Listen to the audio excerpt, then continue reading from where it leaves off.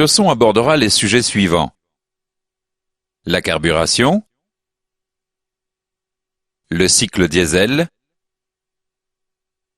les principes de combustion. Sur un moteur à cycle à 4 temps, seule la détente est un temps moteur. Ce temps moteur est provoqué par une élévation de pression due à la combustion. La combustion est une réaction entre un comburant et un carburant permettant de récupérer de l'énergie.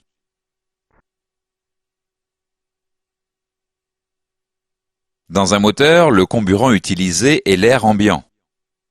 L'air est composé des gaz suivants: l'azote pour 79% et l'oxygène pour 20%. Le pourcentage restant est constitué de gaz rares.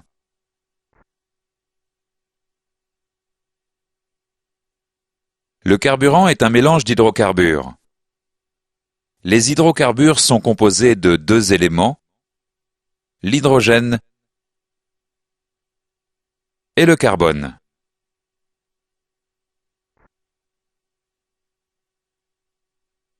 L'indice de cétane est une caractéristique représentative de la qualité du carburant.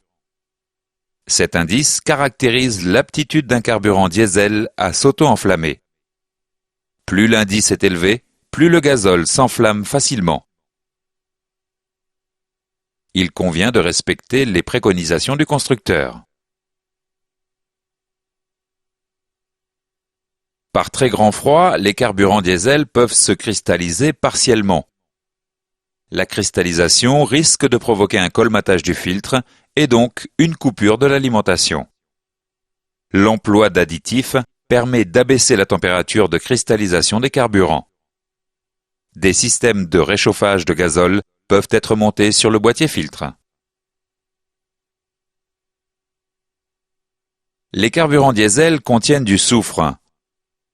La teneur en soufre des carburants diesel est fonction de la qualité du pétrole brut et des additifs.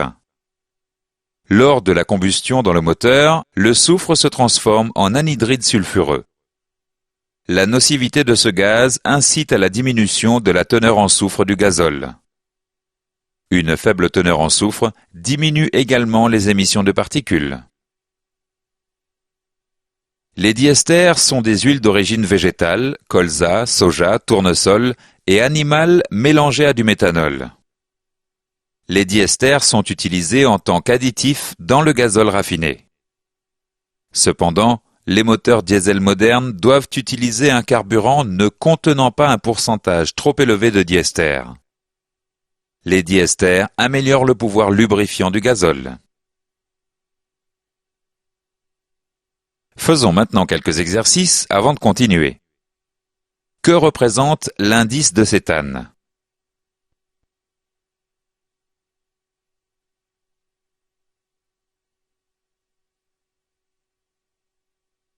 Quel élément chimique est contenu dans le gazole?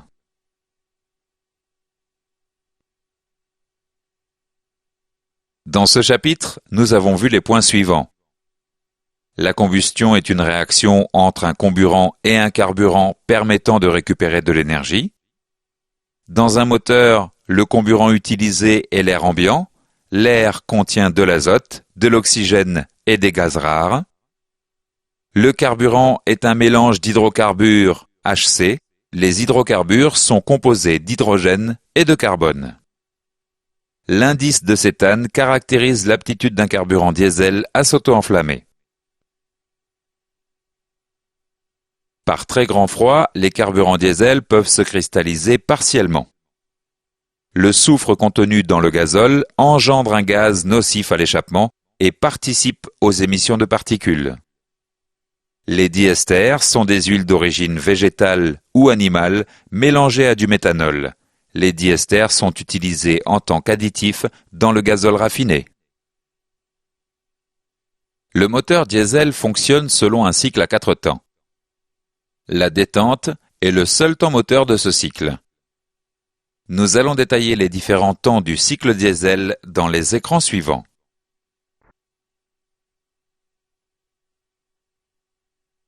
Durant la phase d'admission, la soupape d'admission est ouverte et le piston descend. Seul l'air est admis durant cette phase. Le moteur diesel ne comporte pas de papillon des gaz. Ainsi, à chaque admission, la masse d'air admise est toujours la même.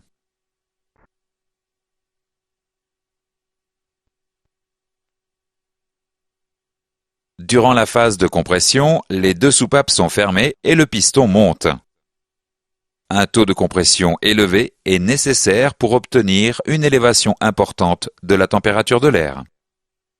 Pour permettre l'auto-inflammation du gazole, l'air doit atteindre une température minimale de 400 degrés. Durant la phase de détente, les deux soupapes sont fermées. Le déclenchement de la combustion est provoqué par la pulvérisation de gazole au contact de l'air surchauffé. La combustion est dite détonante, tout le carburant s'enflamme en même temps. La combustion rapide provoque une pression très élevée au-dessus du piston. Cette pression provoque la descente du piston et crée le couple moteur.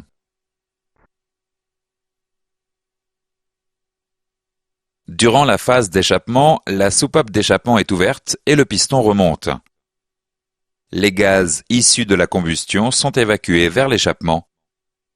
Le cycle peut alors recommencer. Faisons maintenant quelques exercices avant de continuer. Quel élément n'existe pas sur un moteur diesel?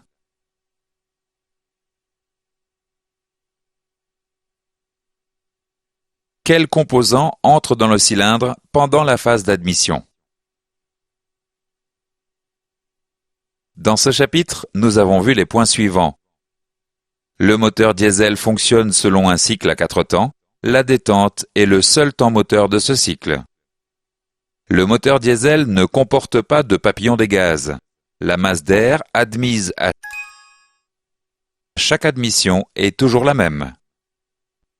Pour permettre l'auto-inflammation du gazole, l'air doit atteindre une température minimale de 400 degrés. Dans un moteur diesel, la combustion est dite détonante, tout le carburant s'enflamme en même temps. Contrairement à un moteur essence, le moteur diesel ne comporte pas de papillon des gaz. Sur un moteur diesel, le couple moteur est géré par la quantité de gazole injecté. Cliquez sur la pédale d'accélérateur pour augmenter la demande de couple. Lors d'une demande de couple plus importante, la quantité de gazole injecté augmente. Cliquez sur la pédale d'accélérateur pour diminuer la demande de couple. Lors d'une demande de couple plus faible, la quantité de gazole injecté diminue. Le combustible est pulvérisé en fines gouttelettes par l'injecteur directement dans la chambre de combustion. La pulvérisation s'effectue à très haute pression. Les gouttelettes se réchauffent au contact de l'air pour atteindre la température d'auto-inflammation. L'homogénéité du mélange influence la rapidité et la qualité de la combustion. La combustion du mélange, même si elle est détonante, n'est pas instantanée. Cliquez sur l'injecteur pour injecter le gazole au point mort haut, PMH. Si l'injection a lieu au PMH, la pression due à la combustion devient maximale alors que le piston est déjà descendu. La force exercée sur le piston ne s'applique donc que sur une partie de la détente. Le couple produit est faible. Cliquez sur l'injecteur pour injecter le gazole avant le PMH. En revanche, si l'injection a lieu avant le PMH, la combustion sera complète au PMH. La pression due à la combustion sera maximale et s'appliquera durant toute la détente. Le couple produit sera plus important. Il est donc nécessaire de commencer l'injection avant la fin de la compression pour obtenir la plus grande efficacité. La combustion du mélange air-gazole est détonante.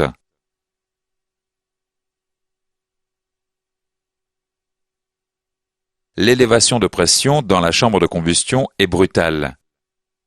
Cette élévation de pression entraîne des vibrations et un bruit de claquement caractéristique des moteurs diesel.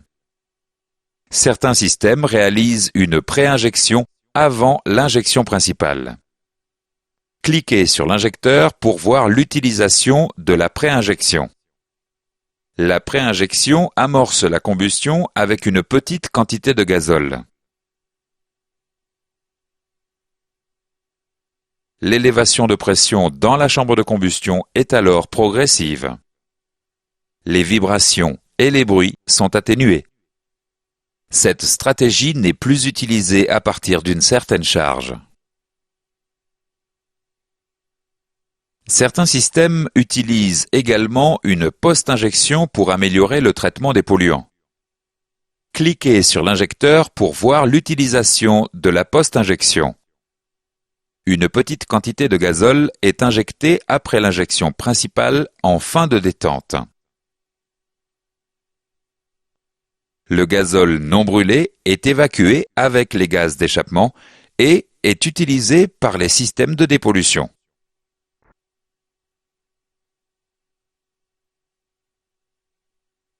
Aujourd'hui, les moteurs diesel adoptent systématiquement un circuit d'air suralimenté. L'utilisation d'un turbocompresseur améliore le rendement du moteur et joue un rôle important dans la dépollution. L'échangeur de température d'air d'admission abaisse la température de l'air comprimé pour augmenter la quantité d'air admise dans les cylindres. Faisons maintenant quelques exercices avant de continuer. Quel type d'allumage est utilisé sur les moteurs diesel?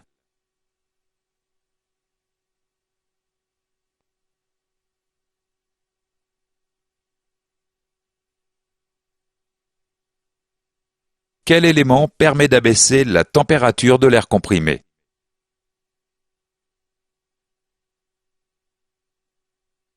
Dans ce chapitre, nous avons vu les points suivants. Le couple moteur est géré par la quantité de gazole injecté. La pulvérisation du combustible en fines gouttelettes s'effectue à très haute pression. Il est nécessaire de commencer l'injection avant la fin de la compression pour obtenir la plus grande efficacité. La pré-injection amorce la combustion avec une petite quantité de gazole. L'élévation de pression dans la chambre de combustion est alors progressive. Certains systèmes utilisent également une post-injection pour améliorer le traitement des polluants. L'utilisation d'un turbocompresseur et d'un échangeur de température d'air d'admission améliore le rendement du moteur et la dépollution. Cette leçon est maintenant terminée. Voici un récapitulatif des chapitres que nous avons vus dans cette leçon. Vous pouvez revoir un chapitre en le sélectionnant avec la souris. Vous pouvez accéder au test des prérequis en cliquant sur le bouton Suite. Félicitations, vous avez réussi ce test.